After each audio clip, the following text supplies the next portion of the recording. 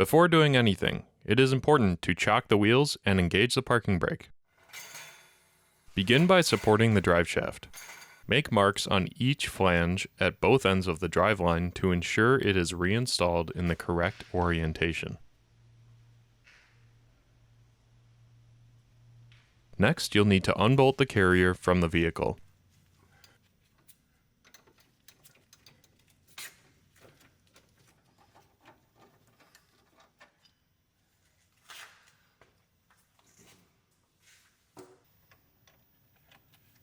Then unbolt the front and rear of the driveshaft from their mating flanges and hang on to the washers and nuts for reuse.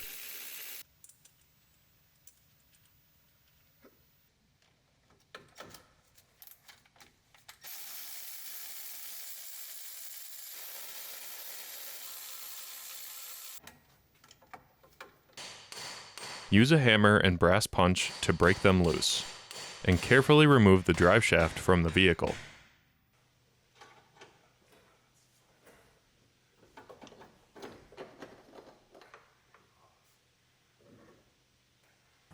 Set it down on your bench with a small piece of wood underneath the U-joint and bearing. Before separating the driveshaft, make marks on both halves and the U-joint to ensure proper alignment when reassembling. This is easier done with the OEM carrier cut off of the bearing, like you see here with ours. We recommend cutting it off, but it's not entirely necessary for removal of the stock bearing. Using your brass punch and hammer, give each side of one of the joints a few hits to break the retaining clips loose. Then use a pliers to remove them from the U-joint.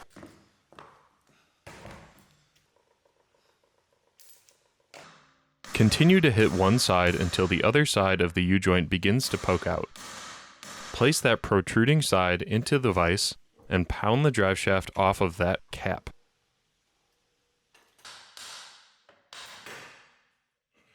Back at the bench, hammer the U-joint back through until the opposite side's cap starts to slide out, and remove it from the U-joint flange.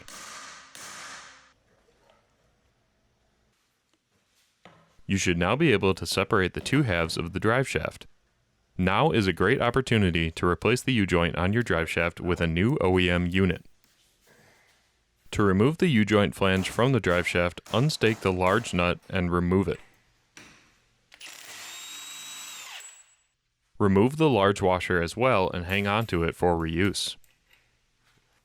Hammer the shaft out of the U-joint flange with your brass punch. Depending on the condition of your vehicle, this may require the use of a jaw puller.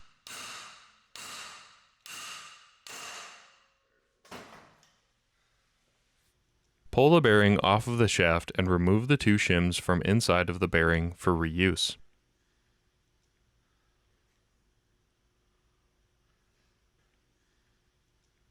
Clean the shaft surface, the two shims, and the U-joint flange with degreaser or brake cleaner.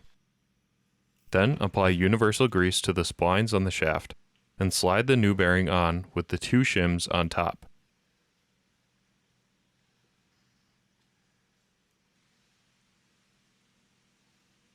Line up your marks and place the U-joint flange back on in the correct orientation.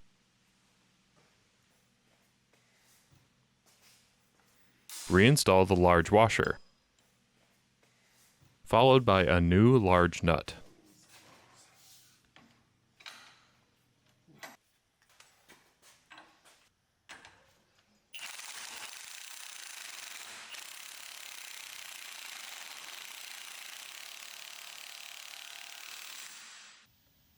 Torque it down and stake the nut in place.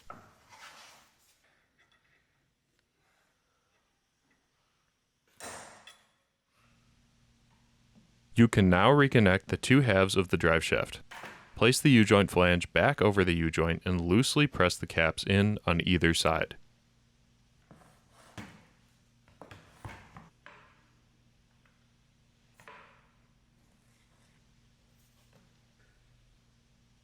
Take it back over to your vise and press the two caps in.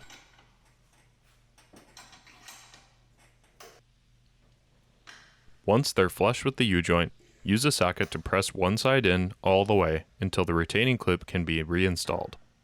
Replace the retaining clip on the one side. Make sure it is fully seated into place.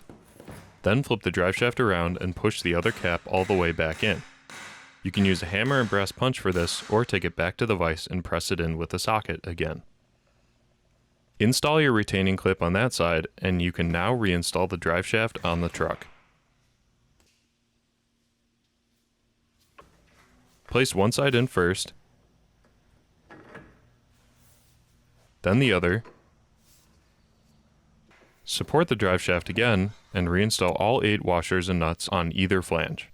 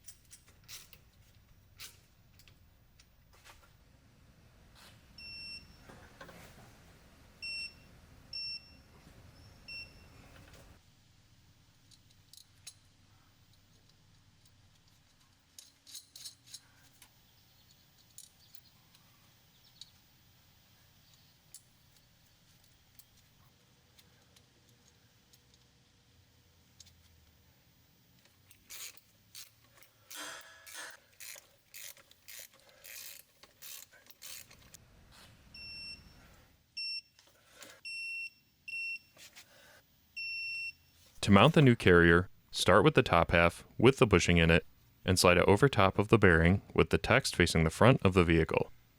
Then bring the bottom half up to meet it and connect the two together using the 2 provided Allen bolts. Loctite is recommended.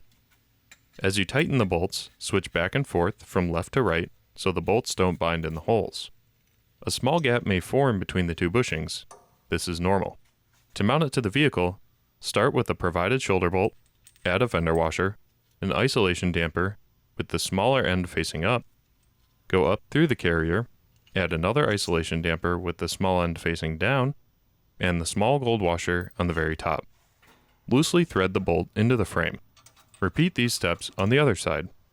Shoulder bolt, fender washer, isolation damper facing up